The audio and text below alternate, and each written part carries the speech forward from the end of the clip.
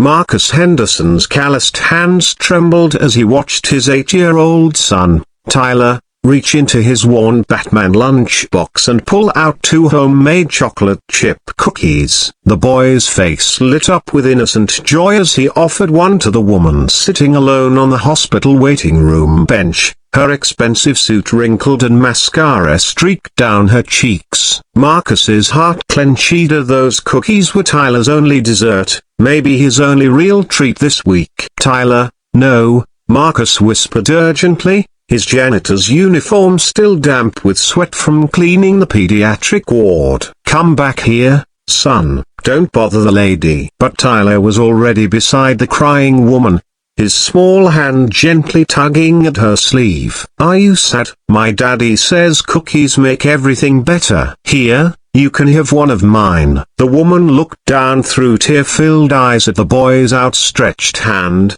then up at Marcus, who was hurrying toward them with an apologetic expression. She saw his embarrassment, the way he clutched his cleaning supplies, the careful patches on his uniform that spoke of pride despite poverty.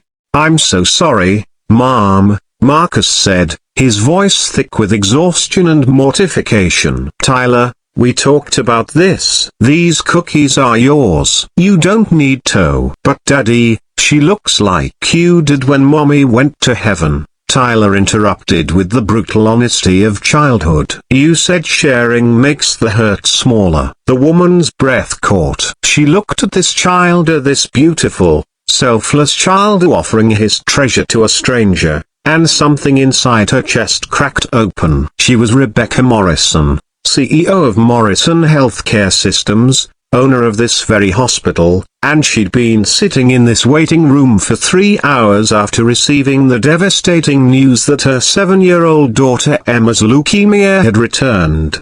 She'd built an empire, commanded boardrooms, made decisions affecting thousands of lives, but right now she was just a terrified mother. And this little boy, whose father clearly struggled to provide even the simplest luxuries, was offering her comfort. What's your name, sweetheart?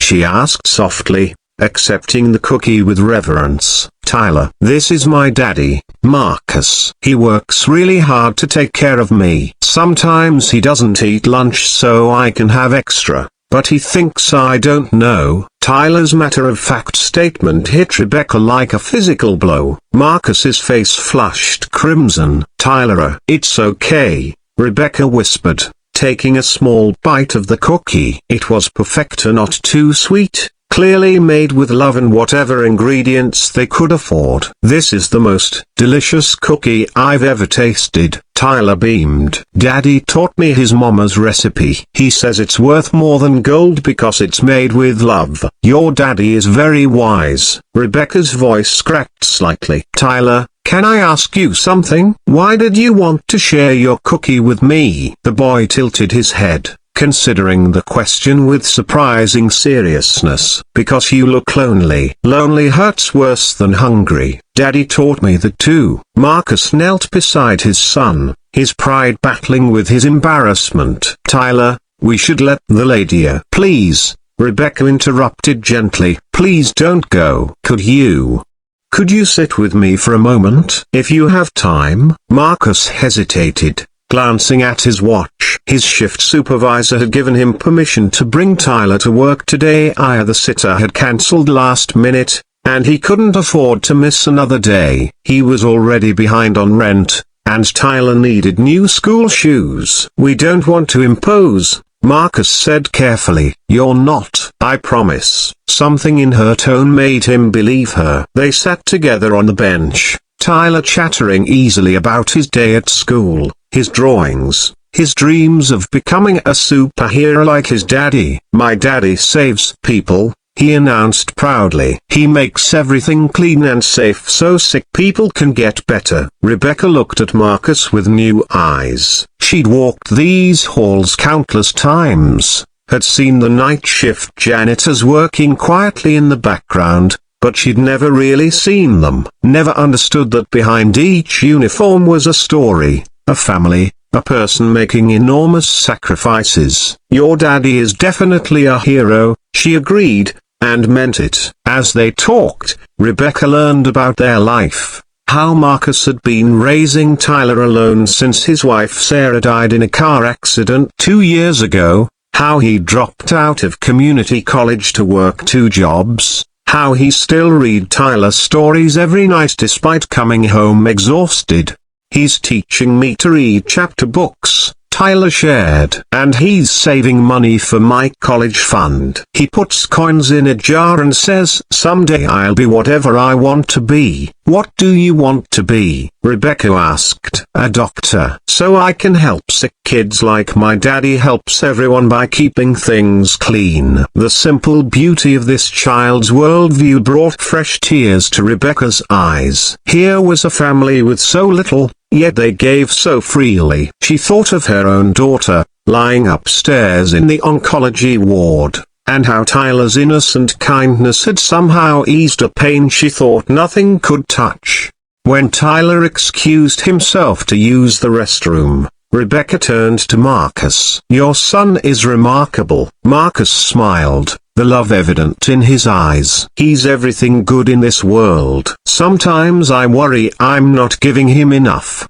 "Buta, you're giving him everything that matters," Rebecca said firmly. "Love, values, kindness. I can see it in every word he speaks, every gesture he makes." She paused, then made a decision that would change everything. "Marcus, can I tell you something? My name is Rebecca Morrison. This is my hospital." Marcus blinked, processing this information.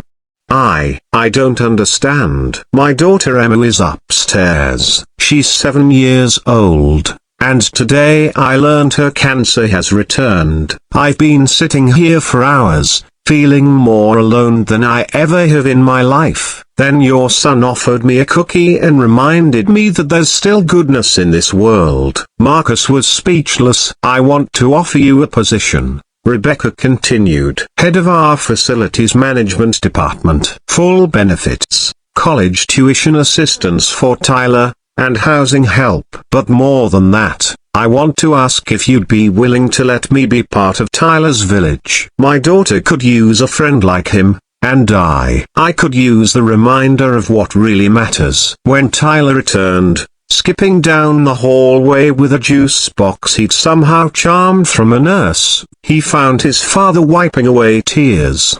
"Daddy, did the cookie work? Is the lady feeling better?" Rebecca knelt down to Tyler's level. "The cookie worked perfectly, Tyler. It worked magic." 3 months later, Tyler Henderson walked hand in hand with Emma Morrison through the children's hospital garden that his father now oversaw. Both children were laughing, sharing stories and a yesa cookies from the batch they'd baked together with Rebecca's help.